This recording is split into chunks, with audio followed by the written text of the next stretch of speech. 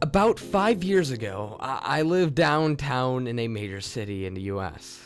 I've always been a night person. I would often find myself bored after my roommate, who decisively was not a night person, went to bed.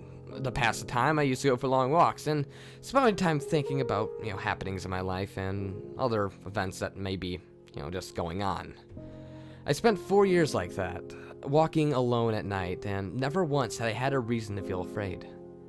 I always used to joke with my roommate even that drug dealers in the city were even polite, because at least they offered you a courtesy, use.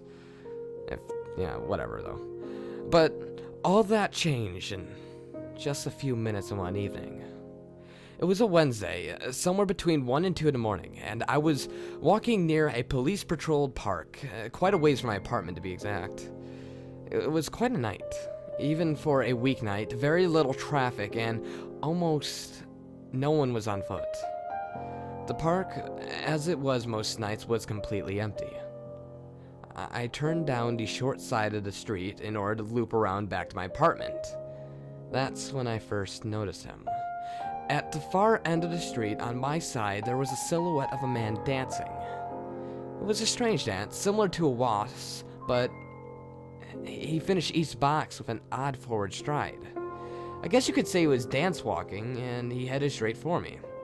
Deciding that he was probably drunk, as most bars usually kicked out all the remaining customers by 2 to 3 in the morning, I figured that, it's probably a little bit loopy right now. So I stepped as close to the road and gave him the majority of the sidewalk to pass by me. The closer he got, the more I realized how gracefully he was moving. He was very tall and lengthy, and wearing a old suit. He danced closer still until I could make out his face. His eyes were wide and wild, and his head tilted back slightly, looking off at the sky. His mouth formed a painfully wide cartoon smile. Between the eyes and the smile, I decided to cross the street before he danced any closer, because he flat out made me feel uncomfortable. I took my eyes off of him to cross the street. As I reached the other side, I glanced back, and I stopped dead in my tracks. He stopped dancing and was standing with 1 foot in the street perfectly parallel to me. He was facing me, but still looking skyward. His smile still wide on his lips. I was completely and utterly unnerved by this. I started walking again, but I kept my eyes on the man. He didn't move. Once I put about half a block between us, I turned away from him for a moment to watch the sidewalk in front of me. The street and the sidewalk ahead of me was completely empty. Still unnerved, I looked back where he had been standing, and to find him gone.